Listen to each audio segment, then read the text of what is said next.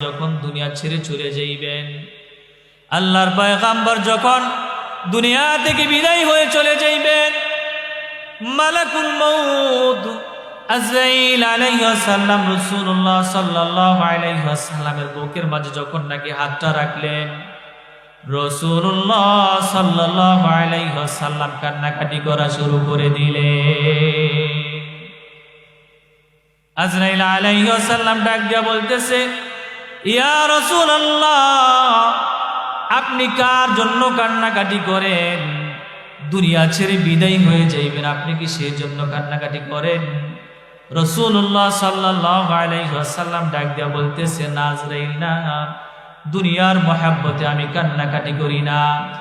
আবার আজরাইল আলাইহিস সালাম ডাক দিয়া বলতেছেন, ইয়া রাসূলুল্লাহ, তাহলে কি আপনার কলিজার টুকরা সন্তান মা ফাতিমার জন্য কান্নাকাটি করেন?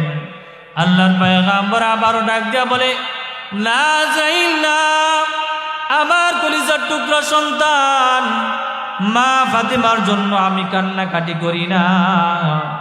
আবারও আজরাইল আলাইহিস সালাম ডাক দিয়া বলতেছে, ইয়া রাসূলুল্লাহ, তাহলে কি আপনার কলিজার টুকরা দুই নাতি হাসান হোসেনের জন্য কান্নাকাটি করেন?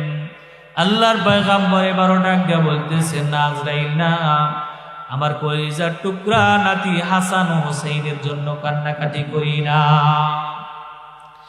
এবার আজরাইল আলাইহিস সালাম ডাক দিয়া বলতেছে, ইয়া রাসূলুল্লাহ, তাহলে আপনি কার জন্য কান্নাকাটি করেন? আল্লাহর পয়গম্বর এবার ডাক দিয়া বলতেছে, আজরাইল, আমি কান্নাকাটি করি আমার গুনাহগার উম্মতের জন্য। আমার গুনাহগার উম্মতের সামনে যখন দুনিয়ার বুকে আমি ছিলাম, যে কোনো একটা ভুল করত, তাদেরকে বোঝায়া সমঝায়া সঠিক রাস্তার দিকে আমি নিয়ে আসতাম। গুনাহের কাজ ছেড়ে দিয়ে তারা ভালো কাজের দিকে চলে আসতো। আমি দুনিয়া থেকে বিদায় নিয়ে গেলে আমার গুনাহগার উম্মতের কি দশা হবে? আমার গুনাহগার উম্মতদেরকে কে বুঝাবে? সঠিক রাস্তার দিকে কে নিয়ে আসবে? আমি তো বিদায় হয়ে চলে যাইব। এর জন্য গুনাহগার উম্মতের বিরহ বেদনায় আমি বারবার কান্নাকাটি করতেছি। এই কথাগুলো আল্লাহ পাক রব্বুল আলামিন আরশ মহল্লা থেকে দেখতেছে কিনা জোরে বলেন। আল্লাহ পাক রব্বুল আলামিন তাকিয়ে তাকিয়ে দেখছেন। ঠিক সেই সময় জিবরাইল আলাইহিস সালামকে আল্লাহ পাক রব্বুল আলামিন ডাক দিয়ে বলতেছে, হে জিবরাইল, তাড়াতাড়ি যাও, আমার হাবিবের কাছে তাড়াতাড়ি যাও।